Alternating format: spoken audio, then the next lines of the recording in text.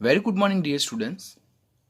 આપણે લાસ્ટ લેક્ચરમાં topic number 3.7.2 તેમાં આપણે ટોપિક એ રિલેટેડ ડિસ્કશન કરેલું હતું, જેમાં આપણે જુદા જુદા તત્વોની સંયોજકતા ઓર ઓક્સિડેશન અવસ્થાની વાત કરેલી હતી અને એના બેઝ પર જે જુદા જુદા તત્વો જે છે તો તેમાંથી બનતા સંયોજન વિશેની વાત કરેલી હતી. હવે આપણે એ જ ટોપિકમાં 3.7.2b જે છે કે જે દ્વિતીય આવર્તના તત્વોની અનિયમિત વર્તણૂક જે છે જેને એનામોલસ બિહેવિયર કહેવાય, તો તે ટોપિક આપણે સ્કીપ કરશું બિકોઝ એ ટોપિક આપણે ઓલરેડી જ્યારે ઇન્ડિવિજ્યુઅલ ગ્રુપ એટલે કે એસ બ્લોક કે પી બ્લોક કે સમૂહ 1, 2, 13, 14, 15, 16, 17 આ રીતે જ્યારે ઇન્ડિવિજ્યુઅલ સમૂહ જોઈશું ત્યારે એ ટોપિક પર આપણે ઓલરેડી બહુ ડિટેલમાં લર્ન કરવાના છે.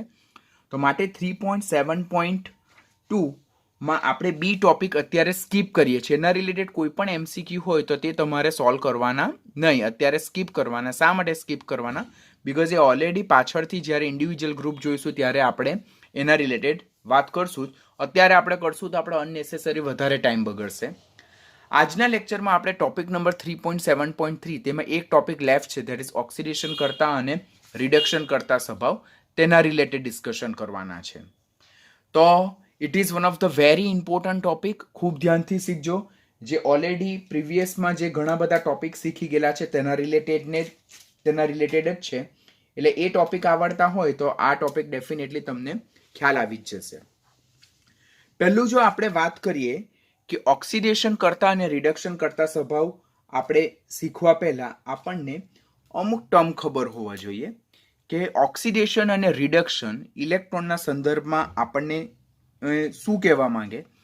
તો જે ઓલરેડી તમે 9th અને 10thમાં લર્ન કર્યું હશે કે ફર્સ્ટ પોઈન્ટ કે ઇલેક્ટ્રોનના સંદર્ભમાં જો આપણે વિચારીએ, ઇલેક્ટ્રોનના સંદર્ભમાં જો આપણે વિચારીએ તો બે પ્રકારની પ્રક્રિયા થાય. પ્રક્રિયા એક જેમાં ઇલેક્ટ્રોન ગુમાવાય, ઓર બીજી પ્રક્રિયા તેમાં ઇલેક્ટ્રોન શું થાય છે? મેળવાય છે. હવે ઇલેક્ટ્રોન ગુમાવાય તો તે પ્રક્રિયાને હું આ રીતે દર્શાવું કે આ કોઈ તટસ્થ પરમાણુ છે, તટસ્થ વાયુરૂપ પરમાણુ છે, તો તે n ઇલેક્ટ્રોન ગુમાવે છે. જો અહીંયા ઇલેક્ટ્રોન દૂર થાય છે તો એ જેટલા ઇલેક્ટ્રોન ગુમાવે તેટલો તેના ધન વીજભારમાં શું થાય છે? વધારો થાય છે. અને એવી જ રીતે કોઈ તટસ્થ પરમાણુ જે છે તો તે n ઇલેક્ટ્રોન મેળવે છે તો ત્યારે તેના ઋણ વીજભારમાં વધારો થાય છે.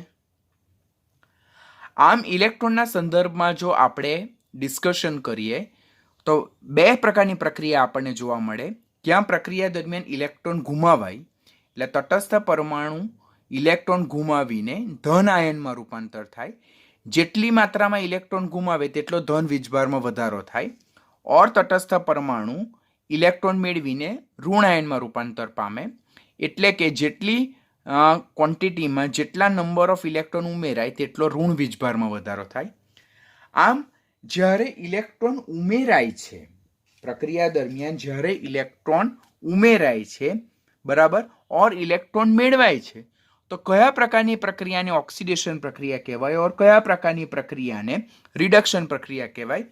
તો જો રાસાયણિક પ્રક્રિયા દરમિયાન જે તે તત્વ ઓર એલિમેન્ટ દ્વારા જો ઇલેક્ટ્રોન ગુમાવવામાં આવે, there is losing of electron, તો આ પ્રક્રિયાને શું કહેવામાં આવે છે? ઓક્સિડેશન પ્રક્રિયા કહેવામાં આવે છે. આ પ્રક્રિયાને શું કહેવામાં આવે છે? ઓક્સિડેશન પ્રક્રિયા.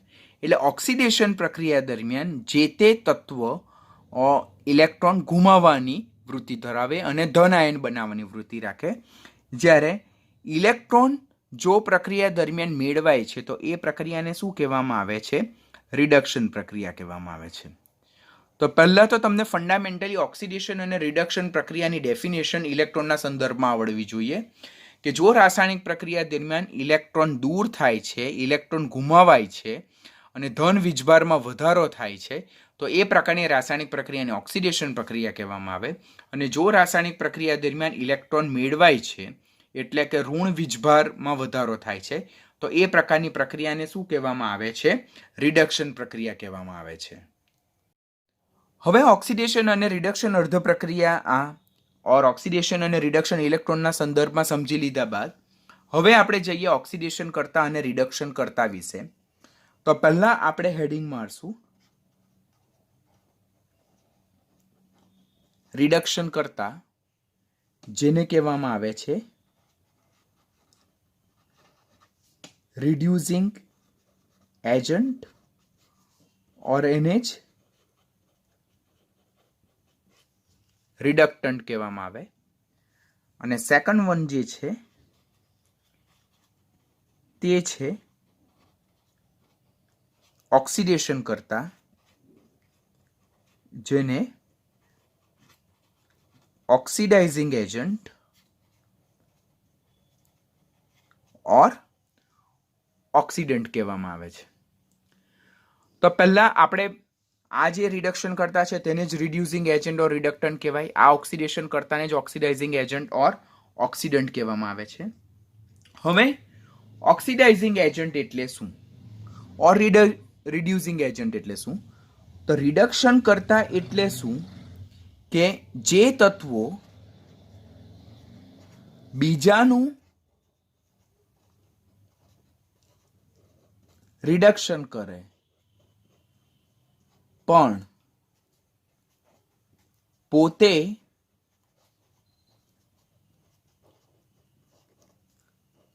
ઓક્સિડેશન પામે તેવા પદાર્થને શું કહેવામાં આવે છે? રિડક્શન કરતા પદાર્થ. રિડક્શન કરતા પદાર્થ એટલે શું કે જે તત્વો ઓર જે પદાર્થ બીજાનું રિડક્શન કરે પરંતુ પોતે શું પામે? ઓક્સિડેશન પામે, તો તેવા પદાર્થને શું કહેવામાં આવે છે? રિડક્શન કરતા કહેવામાં આવે છે. તો ઓક્સિડેશન કરતા એટલે શું? તો જે તત્વો ઓર પદાર્થ બીજાનું ઓક્સિડેશન કરે પણ પરંતુ પોતે રિડક્શન પામે તેવા પદાર્થને શું કહેવામાં આવે છે? ઓક્સિડેશન કરતા. તો હવે અહીંયા જો, અહીંયા શબ્દ જો રિડક્શન કરતા, કરતા એટલે બીજાનું કરે, તો રિડક્શન કરતા એટલે જે બીજાનું રિડક્શન કરે અને પોતે ઓક્સિડેશન પામે. અહીંયા શબ્દ છે ઓક્સિડેશન કરતા એટલે બીજાનું ઓક્સિડેશન કરે અને પોતે રિડક્શન પામે, તો તેવા પદાર્થને આપણે ઓક્સિડેશન કરતા કહીએ છીએ.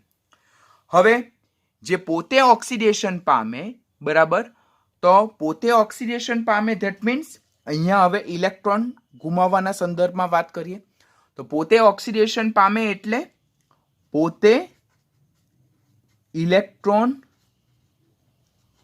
ગુમાવીને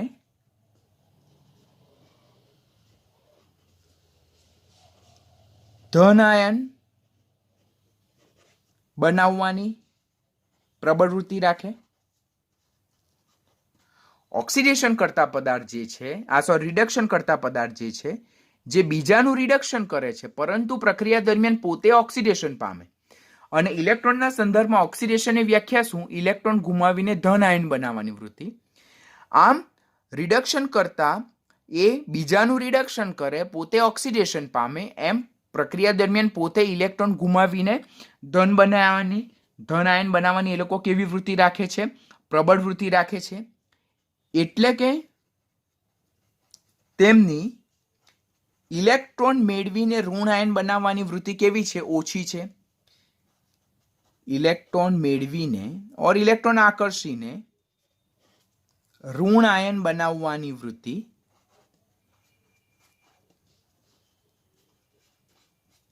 કેવી જોવા મળે? ઓછી જોવા મળે.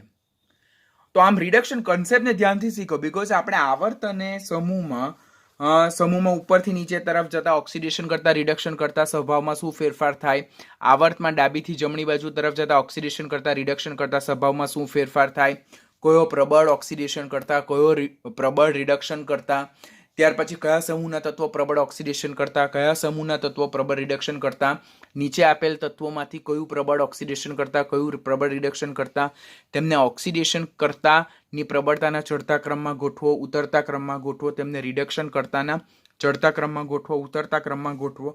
તો આ બધા જ ક્વેશ્ચન તમને પાછળથી નીટની એક્ઝામમાં ખૂબ ખૂબ ખૂબ જગ્યાએ કામ લાગવાના છે. માટે આ બેઝિક ડેફિનેશનને ખૂબ ધ્યાનથી શીખો. આમ રિડક્શન કરતા પદાર્થ એટલે જેમને રિડ્યુસિંગ એજન્ટ કહેવાય, જે બીજાનું રિડક્શન કરે, પોતે ઓક્સિડેશન પામે, આમ પોતે ઇલેક્ટ્રોન ગુમાવવાની વૃત્તિ રાખે, ધન આયન બનાવવાની વૃત્તિ રાખે, અને એટલે કે તેઓ ધન આયન બનાવવાની, ઓક્સિડેશન પામવાની પ્રબળ વૃત્તિ રાખે, જ્યારે તેઓ ઇલેક્ટ્રોન મેળવીને ઋણ આયન બનાવવાની કેવી વૃત્તિ રાખે છે? નિર્બળ વૃત્તિ રાખે. એની સાપેક્ષમાં ઓક્સિડેશન કરતા એટલે શું? તો ઓક્સિડેશન કરતા એટલે એવા તત્વો, એવા પદાર્થ જે બીજાનું ઓક્સિડેશન કરે પણ પોતે રિડક્શન પામે. પોતે રિડક્શન પામે છે, આ લોકો પોતે ઓક્સિડેશન પામે, આ પોતે રિડક્શન પામે. ધેટ મીન્સ પોતે ઇલેક્ટ્રોન મેળવીને ઋણ આયન બનાવવાની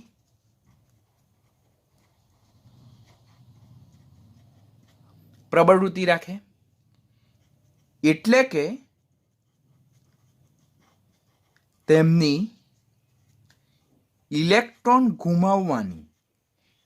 ગુમાવવાની એટલે કે ઓક્સિડેશન પામવાની વૃત્તિ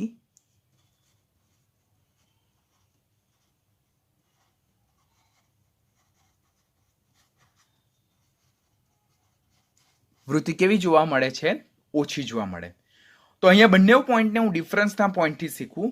રિડક્શન કરતા જે પોતે ઓક્સિડેશન પામે, ઇલેક્ટ્રોન ગુમાવીને ધન આયન બનાવવાની પ્રવૃત્તિ રાખે, એટલે કે ઇલેક્ટ્રોન મેળવીને ઋણ આયન બનાવવાની વૃત્તિ ઓછી.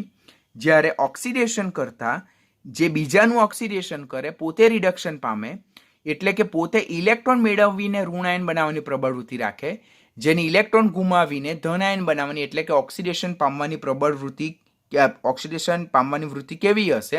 ઓછી હશે. અને આના બેઝ પરથી જો આપણે વાત કરીએ કે ઓક્સિડેશન કરતા એટલે શું, તો રિડક્શન કરતા એટલે શું, તો આ વ્યાખ્યા શીખી લીધા બાદ જે રિડક્શન કરતા પદાર્થ જે છે, રિડક્શન કરતા સ્વભાવ જે છે પદાર્થનો,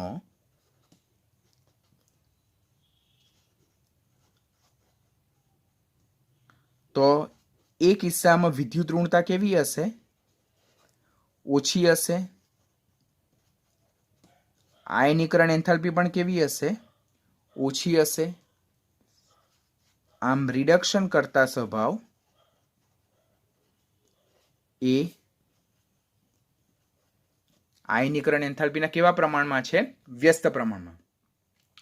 જે તત્વોની, જે પદાર્થની ઓક્સિડેશન પામવાની વૃત્તિ વધારે, ઇલેક્ટ્રોન ગુમાવવાની, ધન આયન બનાવવાની વૃત્તિ વધારે હોય, તો ડેફિનેટલી તેની આયનીકરણ એન્થાલ્પી ઓછી હોય.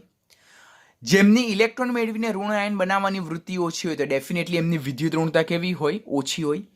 આમ રિડક્શન કરતા સ્વભાવ જે છે તે આયનીકરણ એન્થાલ્પી ઓર ઇલેક્ટ્રો નેગેટિવિટી એટલે વિદ્યુત ઋણતાના કેવા પ્રમાણમાં છે? વ્યસ્ત પ્રમાણમાં સંબંધ છે. ખાસ પોઈન્ટ યાદ રાખવાનું. તત્વોની ઇલેક્ટ્રોન ગુમાવવાની, ધન આયન બનાવવાની પ્રબળ વૃત્તિ હોય તો હું ક્યારે ઇલેક્ટ્રોન સરળતાથી ગુમાવીને સરળતાથી ધન આયન બનાવી શકું? જ્યારે મારી આયનીકરણ એન્થાલ્પી કેવી હોય? ઓછી હોય. હું ક્યારે ઇલેક્ટ્રોન મેળવીને ઋણ આયન બનાવવાની ઓછી વૃત્તિ રાખી શકું? જ્યારે મારી વિદ્યુત ઋણતા ઓછી હોય, મારી ઇલેક્ટ્રોન આકર્ષવાની વૃત્તિ ઓછી હોય. આમ તત્વોનું રિડક્શન કરતા સ્વભાવ જે છે તે આયનીકરણ એન્થાલ્પી અને ઇલેક્ટ્રોનેગેટિવિટીના કેવા પ્રમાણમાં છે? વ્યસ્ત પ્રમાણમાં છે. એનાથી અપોઝિટ જ્યારે ઓક્સિડેશન કરતા સ્વભાવ વિશે વાત કરીએ આપણે, તો ઓક્સિડેશન કરતા સ્વભાવ જે છે, તો ઓક્સિડેશન કરતા સ્વભાવ એટલે રિડક્શન પામવાની પ્રબળ વૃત્તિ, અને રિડક્શન પામવું એટલે ઇલેક્ટ્રોન મેળવવાની પ્રબળ વૃત્તિ. તો ત્યારે એ કિસ્સામાં વિદ્યુત ઋણતા કેવી હશે? વધારે હશે. બરાબર. આમ ઓક્સિડેશન કરતા સ્વભાવ જે છે, ઓક્સિડેશન કરતા સ્વભાવ એટલે રિડક્શન પામવાની વૃત્તિ, રિડક્શન પામવાની વૃત્તિ એટલે ઇલેક્ટ્રોન મેળવવાની વૃત્તિ, અને ઇલેક્ટ્રોન મેળવીને ઋણ આયન બનાવવાની વૃત્તિ. તો હું ક્યારે ઇલેક્ટ્રોન મેળવીને ઋણ આયન બનાવવાની પ્રબળ વૃત્તિ રાખી શકું? જ્યારે મારી વિદ્યુત ઋણતા કેવી હોય? વધારે હોય. આમ ઓક્સિડેશન કરતા સ્વભાવ જે છે તો તે વિદ્યુત ઋણતાના કેવા પ્રમાણમાં છે? સમપ્રમાણમાં છે. ખાસ પોઈન્ટ ધ્યાન રાખજો. ઓક્સિડેશન કરતા સ્વભાવ એ વિદ્યુત ઋણતાના કેવા પ્રમાણમાં છે? સમપ્રમાણમાં છે. These two relations will help you a lot to decide the trend in a same group as well as the same period. એટલે સમાન સમૂહમાં ઉપરથી નીચે તરફ જતા ઓક્સિડેશન કરતા રિડક્શન કરતા સ્વભાવમાં શું ફેરફાર થાય, આવર્તમાં ડાબીથી જમણી બાજુ તરફ જતા ઓક્સિડેશન કરતા રિડક્શન કરતામાં શું ફેરફાર થાય તે નક્કી કરવા માટે તમને આ બે રિલેશન ખૂબ કામ લાગશે. ફરીથી સમજાવું. ઓક્સિડેશન પામવાની વૃત્તિ વધારે, ઇલેક્ટ્રોન ગુમાવવાની વૃત્તિ વધારે, ધન આયન બનાવવાની વૃત્તિ વધારે, એટલે આયનીકરણ એન્થાલ્પી ઓછી હોવી જરૂરી. ઋણ આયન બનાવવાની વૃત્તિ ઓછી, ઇલેક્ટ્રોન આકર્ષવાની, ઇલેક્ટ્રોન મેળવવાની વૃત્તિ ઓછી, માટે વિદ્યુત ઋણતા ઓછી. આમ રિડક્શન કરતા સ્વભાવે આયનીકરણ એન્થાલ્પી અને ઇલેક્ટ્રોનેગેટિવિટીના વ્યસ્ત પ્રમાણમાં છે. રિડક્શન પામવાની વૃત્તિ વધારે એટલે કે ઓક્સિડેશન કરતા સ્વભાવ, તો ઇલેક્ટ્રોન આકર્ષવાની વૃત્તિ વધારે, મેળવવાની વૃત્તિ વધારે. હવે એ ઇલેક્ટ્રોન મેળવવાની પ્રબળ વૃત્તિ કયા કિસ્સામાં વધારે હોઈ શકે? જ્યારે મારી વિદ્યુત ઋણતા કેવી હોઈ શકે? વધારે હોય ત્યારે જ.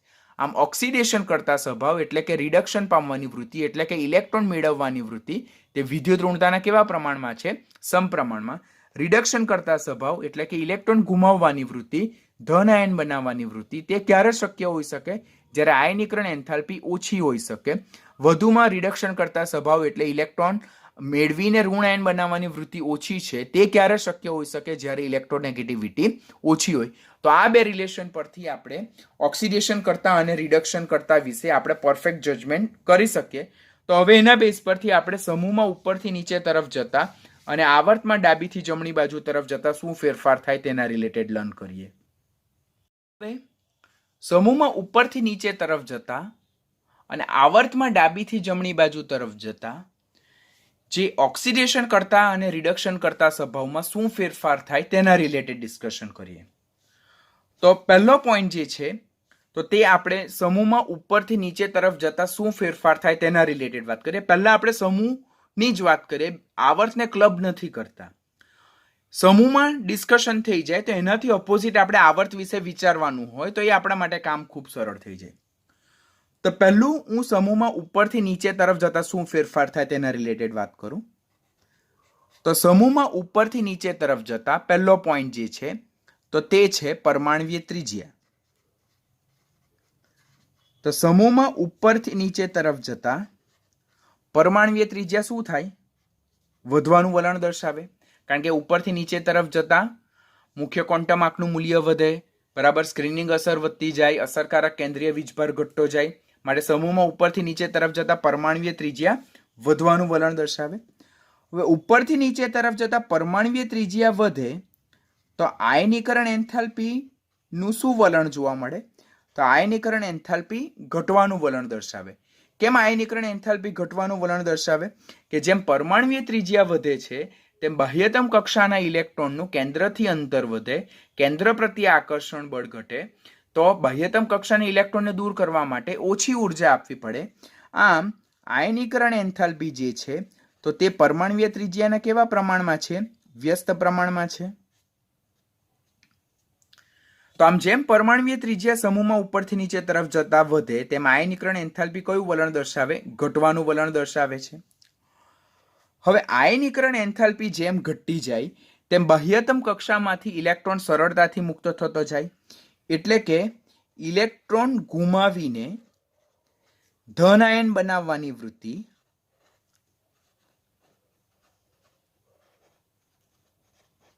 કેવી થતી જાય? વધતી જાય છે. ખબર પડે ને?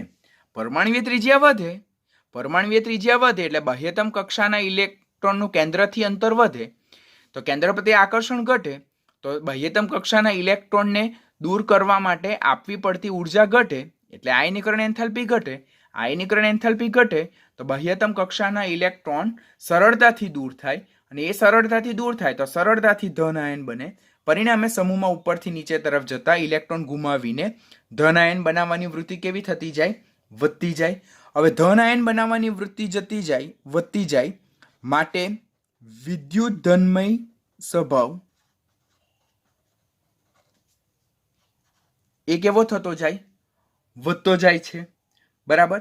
વિદ્યુત ધનમય સ્વભાવ જેમ વધતો જાય, ઇલેક્ટ્રોન ગુમાવવાની વૃત્તિ વધતી જાય, ધન આયન બનાવવાની વૃત્તિ વધતી જાય, તેમ ઓક્સિડેશન પામવાની વૃત્તિ, ઓક્સિડેશન પામવાની વૃત્તિ એટલે ઇલેક્ટ્રોન ગુમાવવાની વૃત્તિ. તો ઉપરથી નીચે તરફ જતા ઇલેક્ટ્રોન ગુમાવવાની વૃત્તિ વધતી જાય તો ઓક્સિડેશન પામવાની વૃત્તિ પણ કેવી થતી જાય? વધતી જાય છે. હવે ઓક્સિડેશન પામવાની વૃત્તિ જો વધતી જાય તો એનો મતલબ શું છે કે રિડક્શન કરતા તરીકેની પ્રબળતા સમૂહમાં ઉપરથી નીચે તરફ જતા શું થતું જાય? વધતી જાય. તો this is our main point કે સમૂહમાં ઉપરથી નીચે તરફ જતા રિડક્શન કરતા તરીકેની પ્રબળતામાં શું ફેરફાર થાય? તો સમૂહમાં ઉપરથી નીચે તરફ જતા રિડક્શન કરતા તરીકેની પ્રબળતામાં ક્રમશઃ શું થાય છે? વધારો થાય છે. કેમ વધારો થાય? તો ઉપરથી નીચે તરફ જતા પરમાણુય ત્રિજ્યા વધે, પરમાણુય ત્રિજ્યા વધે તેમ આયનીકરણ એન્થાલ્પી ઘટે, આયનીકરણ એન્થાલ્પી ઘટે તેમ બાહ્યતમ કક્ષાના ઇલેક્ટ્રોન ને દૂર કરવા માટે ઓછી ઉર્જા આપવી પડે, માટે બાહ્યતમ કક્ષાનો ઇલેક્ટ્રોન સરળતાથી ગુમાવાય અને એ સરળતાથી ધન આયન બનાવે, પરિણામે વિદ્યુત ધનમય સ્વભાવ વધતો જાય.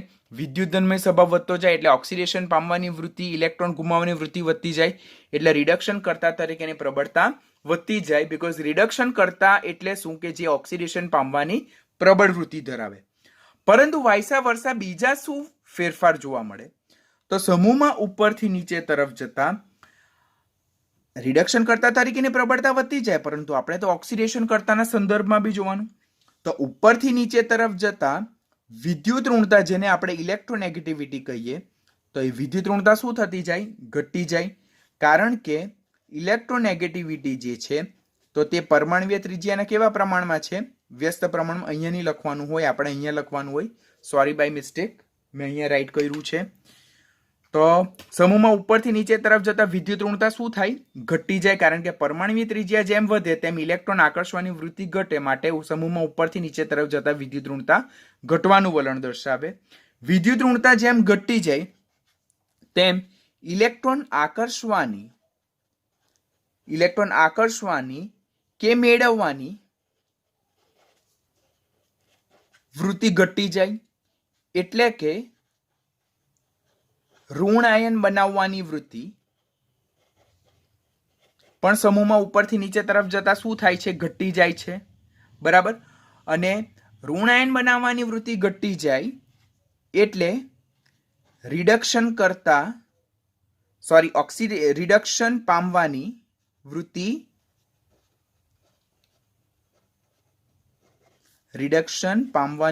ક્રમશઃ શું થતી જાય છે? ઘટતી જાય.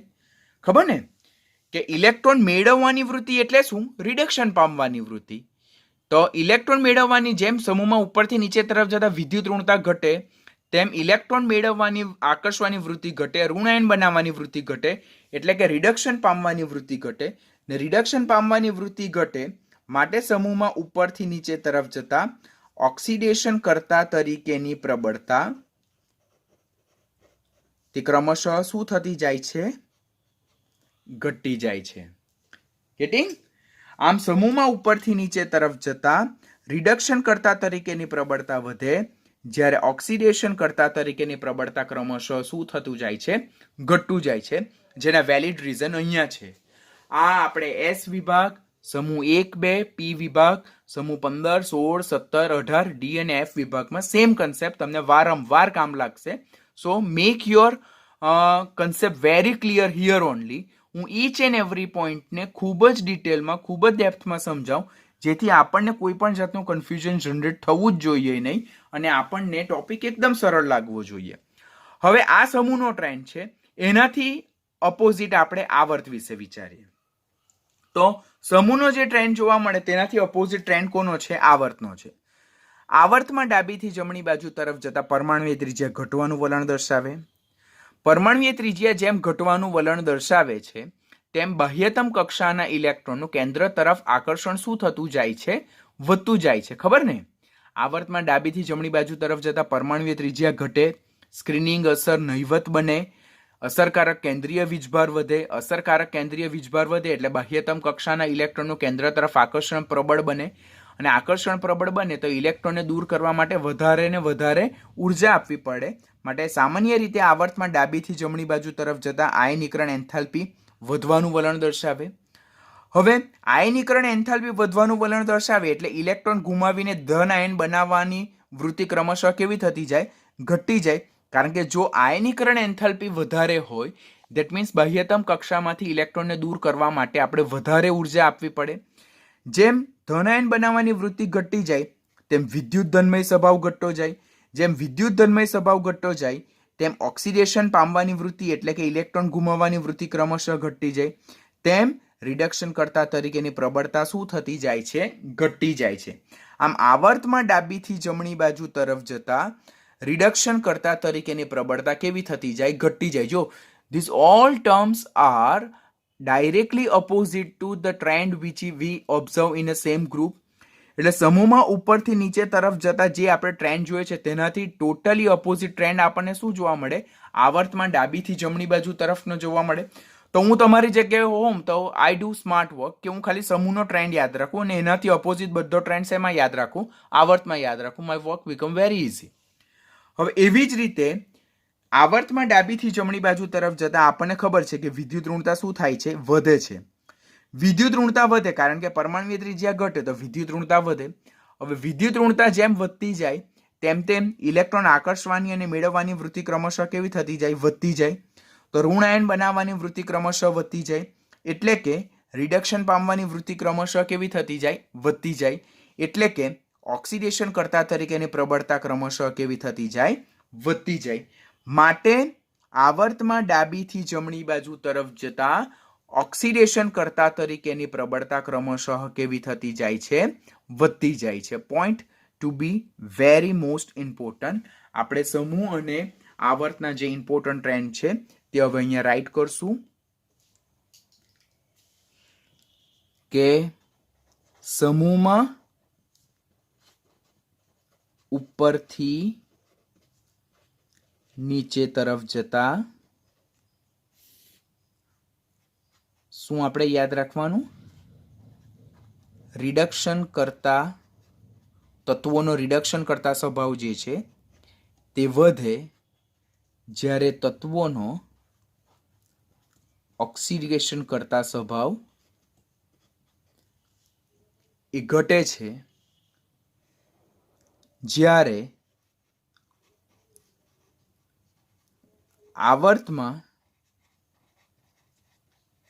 ડાબીથી જમણી બાજુ તરફ જતા શું થાય છે? ડાબીથી જમણી બાજુ તરફ જતા રિડક્શન કરતા સ્વભાવ એટલે કે ઓક્સિડેશન પામવાની વૃત્તિ ક્રમશઃ ઘટે જ્યારે ઓક્સિડેશન કરતા સ્વભાવ એટલે કે રિડક્શન પામવાની વૃત્તિ ક્રમશઃ શું થાય છે? વધતી જોવા મળે. તો this is most important that you have to keep in your mind. This is very most important. આમ આપણે આવર્ત કોષ્ટકની જો વાત કરીએ તો આવર્ત કોષ્ટકમાં સૌથી ડાબી બાજુએ આવેલા સમૂહ એકના તત્વો વિશે વાત કરીએ ફર્સ્ટ.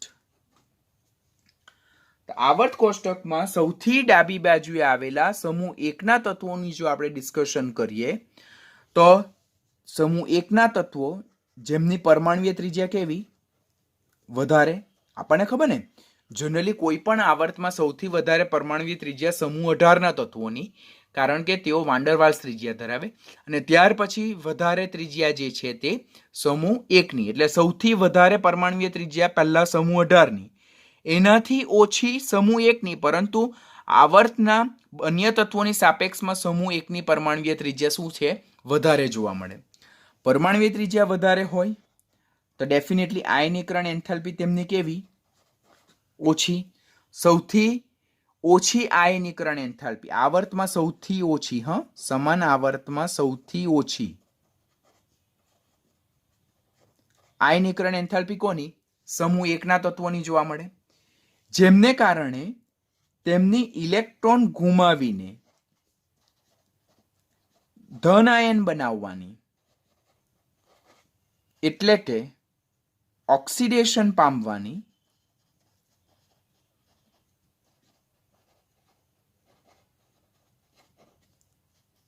સૌથી વધારે છે અતિપ્રબળ વૃત્તિ.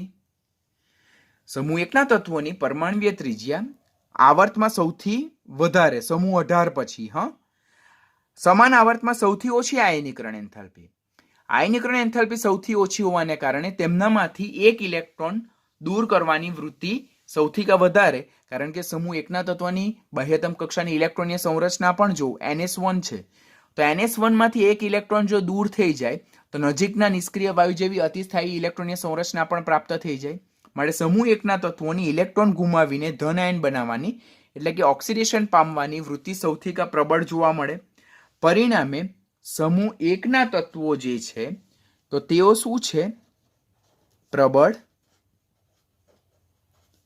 રિડક્શન કરતા સ્વભાવ ધરાવે.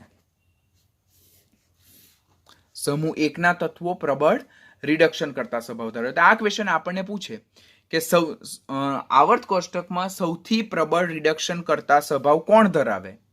તો આવર્ત કોષ્ટકમાં સૌથી પ્રબળ રિડક્શન કરતા સ્વભાવ સૌથી પ્રબળ રિડક્શન કરતા સ્વભાવ એટલે કે જેની ઓક્સિડેશન પામવાની વૃત્તિ સૌથી વધારે, એટલે કે જેની ઇલેક્ટ્રોન ગુમાવવાની ધનાયન બનાવવાની વૃત્તિ સૌથી વધારે. તો એ કોણ? સમૂહ એકના તત્વો. કારણ કે સમૂહ એકના તત્વોની પરમાણ્વીય ત્રિજ્યા ઓછી, સાપેક્ષ પરમાણુ ત્રિજ્યા સૌથી વધારે, જ્યારે આયનીકરણ એન્થાલ્પી સૌથી ઓછી, જેને કારણે ઇલેક્ટ્રોન ગુમાવીને ધન આયન બનાવવાની વિદ્યુત ધનમય લાક્ષણિકતા સૌથી વધારે, એટલે ઓક્સિડેશન પામવાની વૃત્તિ સૌથી વધારે, માટે તેઓ પ્રબળ રિડક્શન કરતા સ્વભાવ ધરાવે. અને જ્યારે આપણે વાયુમય સ્થિતિની વાત કરીએ, વાયુમય અવસ્થાની વાત કરીએ, તો વાયુમય અવસ્થામાં સમૂહ એકના તત્વોનો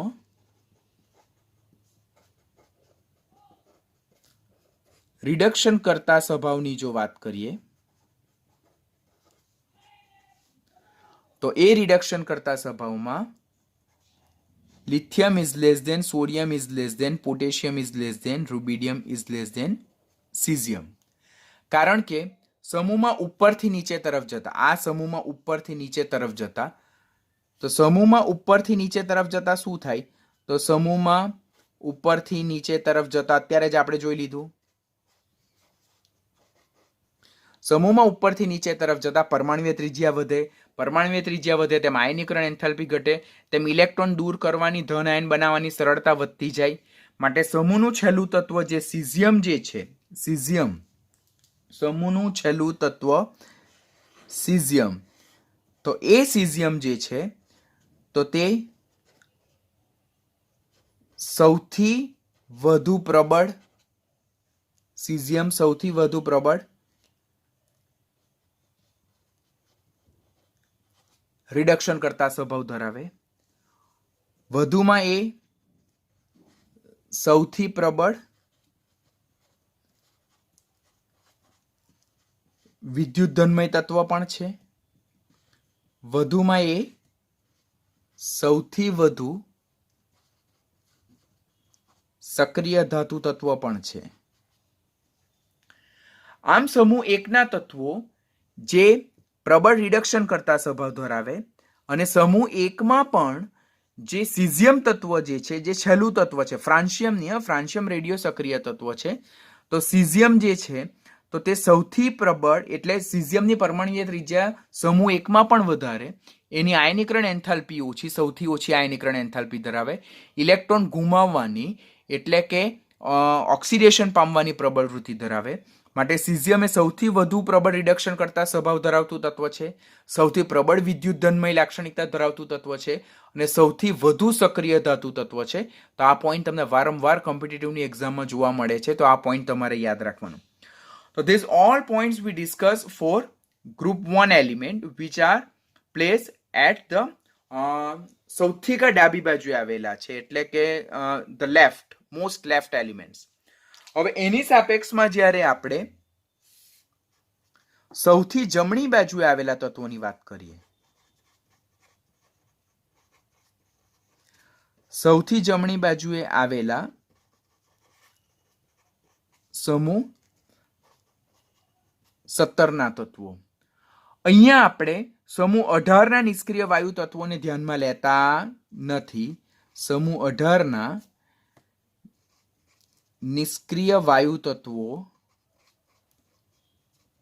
ને ધ્યાનમાં લેતા નથી. કેમ એમને ધ્યાનમાં નથી લેતા? બીકોઝ સમૂહ 18ના તત્વોની બાહ્યતમ કક્ષાની ઇલેક્ટ્રોનીય સંરચના NH2 જે અતિસ્થાયી ઇલેક્ટ્રોનીય સંરચના છે, જેને કારણે તેઓ ઇલેક્ટ્રોન ગુમાવવાની કે મેળવવાની પ્રબળ વૃત્તિ રાખતા નથી, માટે તેઓ ઓક્સિડેશન કરતા રિડક્શન કરતા સ્વભાવ ધરાવતા નથી. તો અત્યારે આપણે સૌથી જમણી બાજુ એટલે કોને આપણે સ્વીકારવાનું? સમૂહ 17 ની વાત કરીએ તો સમૂહ 17ના તત્વો, તો સમૂહ 1ની ત્રિજ્યા વધારે, તો સમૂહ 17ના તત્વોની પરમાણ્વીય ત્રિજ્યા સમાન આવર્તમાં સૌથી ઓછી. તેમની પરમાણ્વીય ત્રિજ્યા સૌથી ઓછી, બરાબર, તો તેમની આયનીકરણ એન્થાલ્પી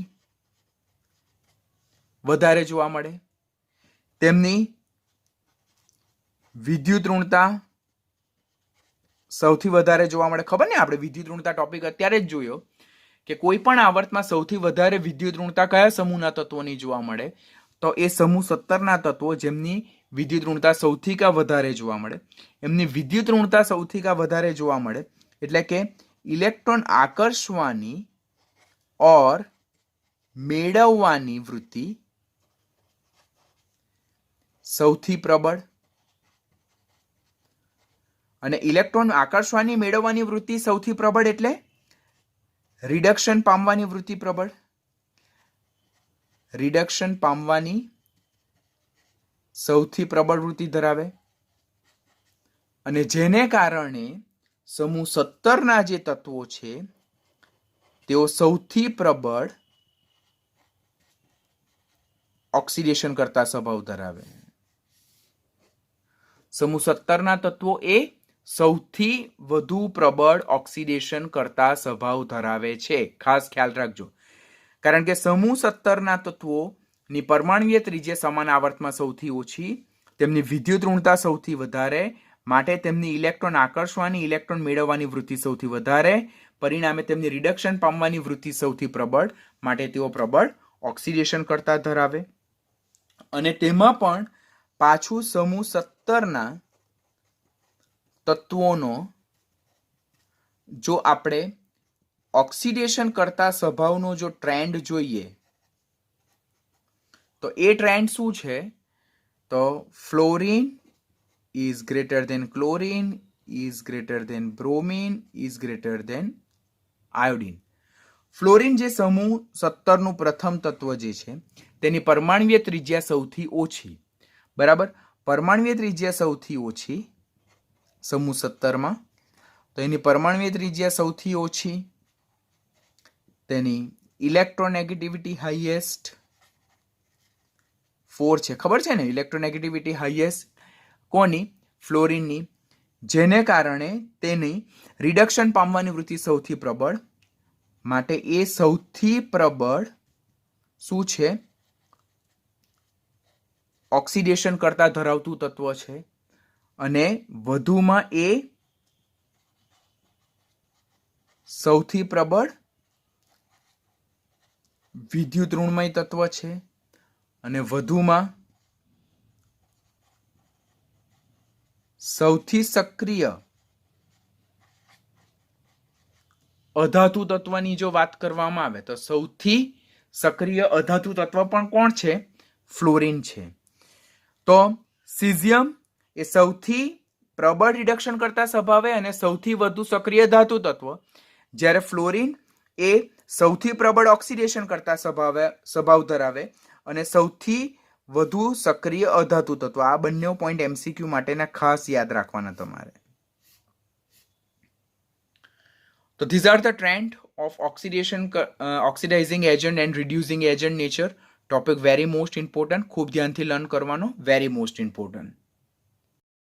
તો આની સાથે આપણું ચેપ્ટર અહીંયા ઓવર થાય છે.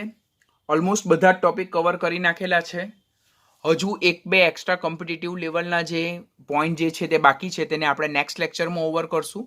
એટલે નેક્સ્ટ લેક્ચરમાં આપણું chapter full neat point of view completely 100% ready થઈ જશે. Then after we'll start the new lesson. હવે આખા ચેપ્ટરનું ઓવરવ્યૂ જો કરીએ તો સામાન્ય રીતે સમૂહમાં ઉપરથી નીચે તરફ જતા શું ફેરફાર થતા જાય? તો ઉપરથી નીચે તરફ જતા સ્ક્રીનિંગ અસર વધે. સ્ક્રીનિંગ અસર વધે તેમ અસરકારક કેન્દ્રીય વીજભાર ઘટે, કારણ કે અસરકારક કેન્દ્રીય વીજભાર અને સ્ક્રીનિંગ અસર બંને એકબીજાના વ્યસ્ત પ્રમાણમાં છે. અને જેમ સ્ક્રીનિંગ અસર વધે, અસરકારક કેન્દ્રીય વીજભાર ઘટે, તેમ પરમાણુય ત્રિજ્યા વધવાનું વલણ દર્શાવે. બીકોઝ પરમાણુય ત્રિજ્યા સ્ક્રીનિંગ અસરના સમપ્રમાણમાં અને અસરકારક કેન્દ્રીય વીજભારના વ્યસ્ત પ્રમાણમાં. ઉપરથી નીચે તરફ જતા આ વધે, આ ઘટે, માટે આ વધવાનું વલણ દર્શાવે. એવી જ રીતે આયનીય ત્રિજ્યા પણ વધવાનું વલણ દર્શાવે. પરમાણુય ત્રિજ્યા સ્ક્રીનિંગ અસર જેમ વધે, અસરકારક કેન્દ્રીય વીજભાર જેમ ઘટે, તેમ આયનીકરણ એન્થાલ્પી સમૂહમાં ઉપરથી નીચે તરફ જતા ઘટવાનું વલણ દર્શાવે. ઉપરથી નીચે તરફ જતા વિદ્યુત ઋણતા પણ ઘટે, કારણ કે વિદ્યુત ઋણતા પણ અસરકારક કેન્દ્રીય વીજભારના સમપ્રમાણમાં છે, સ્ક્રીનિંગ અસર અને પરમાણુય ત્રિજ્યાના વ્યસ્ત પ્રમાણમાં છે. આ બધા જ ફેક્ટર આપણે ઇન્ડિવિજ્યુઅલ ટોપિકમાં બહુ ડિટેલમાં લર્ન કરેલા છે. ઇલેક્ટ્રોન પ્રાપ્તિ એન્થાલ્પીનું ઋણ મૂલ્ય પણ ઘટતું જાય. સમૂહમાં ઉપરથી નીચે તરફ જતા વિદ્યુત ધનમય સ્વભાવ વધે, એટલે કે ઇલેક્ટ્રોપોઝિટિવ કેરેક્ટર, એટલે કે ઇલેક્ટ્રોન ગુમાવીને ધન આયન બનાવવાની વૃત્તિ વધે. કારણ કે વિદ્યુત ધનમય સ્વભાવ એટલે શું? તો ઇલેક્ટ્રોન ગુમાવવાની, એટલે કે ધન આયન બનાવવાની વૃત્તિ, જે પરમાણુય ત્રિજ્યા અને સ્ક્રીનિંગ અસરના વધારા સાથે વધે અને આયનીકરણ એન્થાલ્પી અને અસરકારક કેન્દ્રીય વીજભારના ઘટાડા સાથે પણ શું થાય? વધતો જાય. ઉપરથી નીચે તરફ જતા આયનીકરણ એન્થાલ્પી ઘટે, એટલે ઇલેક્ટ્રોન દૂર કરવાની અને ધન આયન બનાવવાની વૃત્તિ વધે, માટે વિદ્યુત ધનમય સ્વભાવ સમૂહમાં ઉપરથી નીચે તરફ જતા વધતો જાય છે. ને જેમ ઇલેક્ટ્રોન ગુમાવીને ધન આયન બનાવવાની વૃત્તિ વધતી જાય, તેમ ધાત્વીય ગુણધર્મ પણ શું થતો જાય? વધતો જાય. That is metallic nature.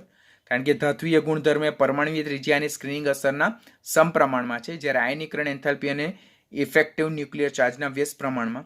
હવે ધાતુ ગુણધર્મ જો વધે તો ડેફિનેટલી અધાતુ ગુણધર્મ ઘટે, that is known metallic nature. અત્યારે જોયું કે ઉપરથી નીચે તરફ જતા ઓક્સિડેશન પામવાની વૃત્તિ વધતી જાય, એટલે રિડક્શન કરતા સ્વભાવ વધે, અને આ પોઈન્ટ આપણે અત્યારે જ લર્ન કર્યો. અને રિડક્શન કરતા સ્વભાવ વધે તો ડેફિનેટલી ઓક્સિડેશન કરતા સ્વભાવ ઘટે, કારણ કે ઓક્સિડેશન કરતા સ્વભાવ એટલે કે રિડક્શન પામવાની વૃત્તિ તે ઝેડ ઇફેક્ટ અને ઇલેક્ટ્રોનેગેટિવિટીના સમપ્રમાણમાં છે, જ્યારે પરમાણુય ત્રિજ્યાના વ્યસ્ત પ્રમાણમાં છે. તેવી જ રીતે જેમ ધાતુ સ્વભાવ વધે, ધાતુ સ્વભાવ જેમ વધે, તેમ ઓક્સાઇડની બેઝિકતા શું થતી જાય? વધતી જાય કે ઘટતી જાય? તો અહીંયા ઓક્સાઇડની બેઝિકતા ક્રમશઃ કેવી થતી જાય છે? વધતી જાય છે. અને ઓક્સાઇડની એસિડિકતા ક્રમશઃ શું થતી જાય છે? ઘટતી જાય છે. તો પોઈન્ટ આપણે યાદ રાખવાનું કે સમૂહમાં ઉપરથી નીચે તરફ જતા જેમ ધાતુ ગુણધર્મ વધે છે, તેમ ઓક્સાઇડની બેઝિકતા ક્રમશઃ શું થાય છે? વધતી જાય છે. કારણ કે ઓક્સાઇડની બેઝિકતા એ વિદ્યુત ઋણતાના કેવા પ્રમાણમાં છે? વ્યસ્ત પ્રમાણમાં છે. જ્યારે ઉપરથી નીચે તરફ જતા અધાતુ ગુણધર્મ જેમ ઘટતો જાય, તેમ તેમ ઓક્સાઇડની એસિડિકતા ક્રમશઃ શું થતી જાય છે? ઘટતી જાય છે. બીકોઝ ઓક્સાઇડનો એસિડિક ગુણધર્મ ઇલેક્ટ્રોનેગેટિવિટીના સમપ્રમાણમાં. ઉપરથી નીચે તરફ જતા વિદ્યુત ઋણતા ઘટે તો એસિડિક સ્વભાવ ઘટે, ઉપરથી નીચે તરફ જતા વિદ્યુત ઋણતા ઘટે, એટલે ઓક્સાઇડનો બેઝિક સ્વભાવ ક્રમશઃ શું થતો જાય છે? વધતો જાય છે. તો this is the overall summary about the inch and every topic that we studied in chapter number 3. તો સમૂહમાં ઉપરથી નીચે તરફ જતા આટલો ટ્રેન્ડ યાદ રાખવાનો. આના બેઝ પરથી મારે 200, 300, 400, 500 MCQ બનાવવા હોય તો હું એકદમ ડેફિનેટલી બનાવી શકું. તો આટલી વસ્તુ તમારે ખૂબ જ પરફેક્ટલી લર્ન કરવાની. હવે આટલી વસ્તુ આપણા માઇન્ડમાં પરફેક્ટલી ક્લિયર થાય તો એનાથી બધી જ ઓપોઝિટ વસ્તુ આપણે કોના વિશે વાત કરવાની થાય? આવર્તમાં ડાબીથી જમણી બાજુ તરફ જતા શું થાય તેના વિશે વાત કરવાની થાય. તો એ પણ સાથે સાથે આપણે કવર કરી લઈએ. તો સમાન આવર્તમાં ડાબીથી જમણી બાજુ તરફ જતા શું શું ફેરફાર થાય? તો સ્ક્રીનિંગ અસર ઘટે. કેમ સ્ક્રીનિંગ અસર ઘટે ઓર સ્ક્રીનિંગ અસર નહીવત રહી? બીકોઝ નવો ઉમેરાતો ઇલેક્ટ્રોન સમાન કક્ષામાં ઉમેરાય એટલા માટે. અસરકારક કેન્દ્રીય વીજભાર વધે. પરમાણુય ત્રિજ્યા ઘટવાનું વલણ દર્શાવે. આયનીય ત્રિજ્યા ઘટવાનું વલણ દર્શાવે. આયનીકરણ એન્થાલ્પી વધવાનું વલણ દર્શાવે. વિદ્યુત ઋણતા વધવાનું વલણ દર્શાવે. ઇલેક્ટ્રોન પ્રાપ્તિ એન્થાલ્પીનું ઋણ મૂલ્ય વધતું જાય. ખબર ને, સમૂહ સત્તાના તત્વોની ઇલેક્ટ્રોન પ્રાપ્તિ એન્થાલ્પીનું મૂલ્ય સૌથી વધારે ઋણ. વિદ્યુત ઋણમય સ્વભાવ વધતો જાય. વિદ્યુત ઋણમય સ્વભાવ જેમ વધતો જાય તેમ ઇલેક્ટ્રોન મેળવીને ઋણાયન બનાવવાની વૃત્તિ એટલે કે રિડક્શન પામવાની વૃત્તિ વધતી જાય, એટલે ઓક્સિડેશન કરતા ગુણધર્મ ક્રમશઃ વધતો જાય. અને જેમ ઓક્સિડેશન કરતા સ્વભાવ વધતો જાય, વિદ્યુત ઋણમય સ્વભાવ વધતો જાય, તેમ અધાતુ સ્વભાવ ક્રમશઃ વધતો જાય. જેમ અધાતુ સ્વભાવ વધતો જાય તેમ ઓક્સાઇડની એસિડિક લાક્ષણિકતા ક્રમશઃ કેવી થતી જાય? વધતી જાય. બીકોઝ આપણે જોયું સામાન્ય રીતે અધાતુના ઓક્સાઇડ એ સ્વભાવે કેવા હોય? એસિડિક સ્વભાવના હોય. તો ઉપરથી નીચે તરફ જતા વિદ્યુત ઋણમય સ્વભાવ વધે તો વિદ્યુત ધનમય સ્વભાવ ઘટે. હવે ઓક્સિડેશન કરતા ગુણધર્મ વધે તો રિડક્શન કરતા ગુણધર્મ ઘટે. પછી અધાતુ સ્વભાવ વધે તો ધાતુ સ્વભાવ ઘટે. અને ઓક્સાઇડની એસિડિક લાક્ષણિકતા વધે તો ઓક્સાઇડની બેઝિક લાક્ષણિકતા ક્રમશઃ ઘટતી જાય છે. તો દેટ મીન્સ આ ટોપિક એટલો સરળ થઈ ગયો હવે આપણા માટે કે આપણે આખું ચેપ્ટરને જો આના વગર જો રેડી કરવાનો પ્રયત્ન કરીએ તો આપણે એટલા બધા ગૂંચવાઈ જઈશું કે સર જ્યારે વાંચું ત્યારે મને બધી વસ્તુ ખ્યાલ આવે, પણ એકચ્યુઅલી જ્યારે મારે બધા કન્સેપ્ટને એપ્લાય કરવાના થાય તો ત્યારે મારા માટે બહુ ડિફિકલ્ટ થઈ જાય. તો સ્ટુડન્ટ્સ અહીંયા સમૂહને આવર્તનો આટલો ટ્રેન્ડ યાદ રાખશો ને એટલે આખું ચેપ્ટર તમારા માટે ખૂબ ખૂબ ખૂબ ઇઝી થઈ જશે. તો આ ટ્રેન્ડ તો તમારે પરફેક્ટ યાદ રાખવાના. આવર્તના બધા ટ્રેન્ડ છે તે તો તમારે જરાક પણ ગોખવાની જરૂરિયાત નથી. કેમ ગોખવાની જરૂરિયાત નથી? બીકોઝ ઓલમોસ્ટ એ બધા ટ્રેન્ડ જે છે તો તે સમૂહથી વિપરીત જ છે. એટલે સમૂહમાં જે ટ્રેન્ડ જોવા મળે તેનાથી ટોટલી અપોઝિટ ટ્રેન્ડ આવર્તમાં ડાબીથી જમણી બાજુ તરફ જતા જોવા મળે. તો સમૂહના ટ્રેન્ડ યાદ રાખશો તો આવર્તના ટ્રેન્ડ તો તમને કમ્પલસરી આવડી જ જશે. તો do it very best your level.